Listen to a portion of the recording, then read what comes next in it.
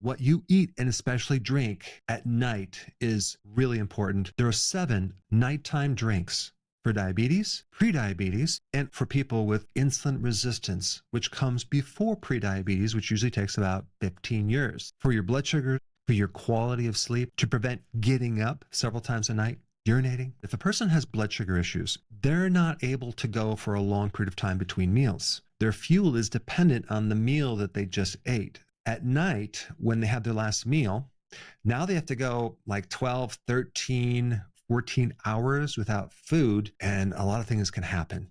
The first thing you need to know about is the blood sugar will go down sometime during the nighttime. The body can't have that. It's constantly working to stabilize your blood sugar. The way it does that is through cortisol, which is a stress hormone. That's what the body uses to kind of bring the blood sugar up. Of course, adrenaline, it's not really a hormone, it's a neurotransmitter, but it's going to be another thing that can kind of wake you up. If you don't have the quality of sleep that you need, that's going to put a lot of stress on your blood sugar. Blood sugar issues prevent a quality of sleep, and then poor sleep causes blood sugar issues. So it's a never-ending cycle. And of course, a lot of people are getting up to the night peeing all the time, and you're going to lose water if you have high blood sugar because the body's trying to get rid of it. And then the person's a little more dehydrated, and that dehydrated state causes more concentration of blood sugar. And now we're right back into the same situation. There's even something that is called the dawn phenomena, which is in the morning cortisol, which is a stress hormone. It's the highest at 8 o'clock in the morning. That's usually when a diabetic has the highest blood sugar, even if they didn't eat any sugar the night before. When I go through all these drinks, it's going to actually help correct that problem. Let's talk about these 7 drinks. The first one, combining apple cider vinegar with cinnamon. You want to add water with a tablespoon, 1 or 2 of apple cider vinegar, add a little pinch of cinnamon. If we just combine those two, we get this very powerful blood sugar regulating drink that can help you through the night. Number 2, chamomile tea. It has one effect of helping you sleep and feel calm, but another one on your blood sugar. It lowers cortisol. It protects the actual cells in the pancreas that make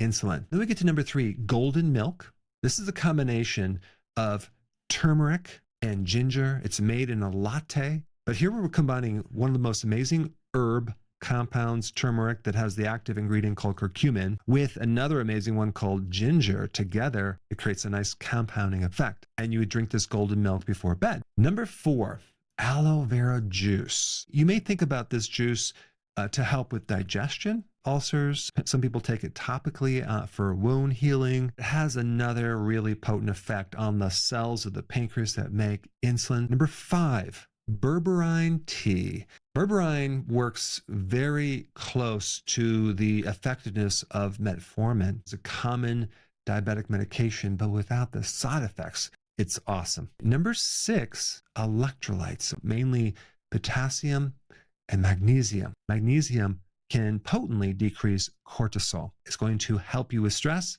help you with sleep, and especially help you with blood sugar issues. And then potassium is another interesting mineral. We need a lot of potassium. We need like 4,700 milligrams. Rarely does anyone get this much. Potassium and magnesium are both physiological relaxers. The potassium will bring down your pulse rate if it's too high. Potassium is also needed to help you store glucose in your liver and even in your muscles. Potassium is just really good for stress in general, as well as for sleeping. And number 7, and it's actually an electrolyte as well, salt. In fact, I would just add the salt to the electrolyte, and now you have this really awesome compound to help you sleep. Now, what is it about sodium that can help your blood sugar? Because this is something that diabetics are told to avoid that advice. In fact, lowering sodium actually raises cortisol.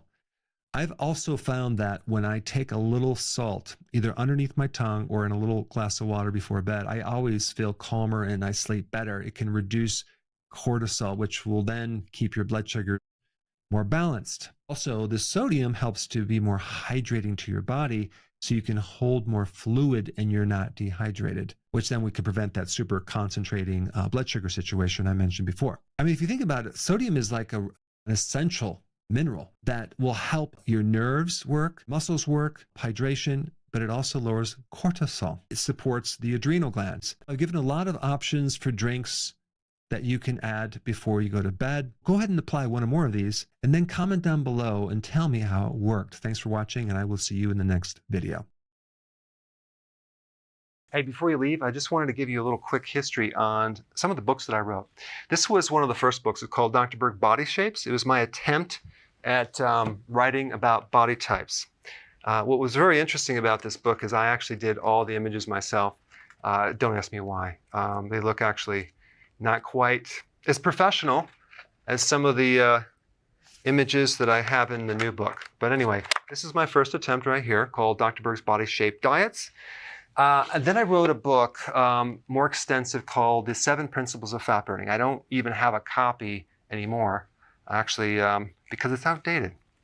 The next book, I put about 1,000 hours into this one right here called The New Body Type Guide. Major updates on the body types. I put a lot of energy into this. It has professional images, graphics, all sorts of things. Now, the problem with this book is it doesn't really describe what this is really about. Body types are only a small portion of what's in this book. And that's why I changed the name to the Healthy Keto Plan, okay? If you happen to have this book, you don't really need this book because there's only very, very minor updates. But if you don't have this, you need to get this one right here. This book goes into every single detail that you would ever want to know about. It goes into the 7 principles of fat burning. It goes into hormones, the body types, the basic keto plan. It goes into intermittent fasting. I talk about the 10 fat burning triggers and blockers and fat burning strategies with a lot of details in every single chapter. I go into body issues that interfere with losing weight. There's very few people that just have a weight problem. They have a lot of body issues, whether it's sleeping problems, stress problems, inflammation, menopause. I cover that extensively in this book. Then I talk about how to get rid of stress, and I show you a technique. Then I get into exercising. And then I have a lot of really good recipes in this book as well. So this is a good reference guide.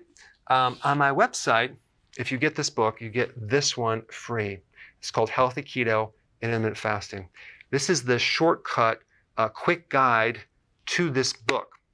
And the reason I created this book is to have you, within 45 minutes, learn how to do keto, okay, in intermittent fasting, exactly what you need to do.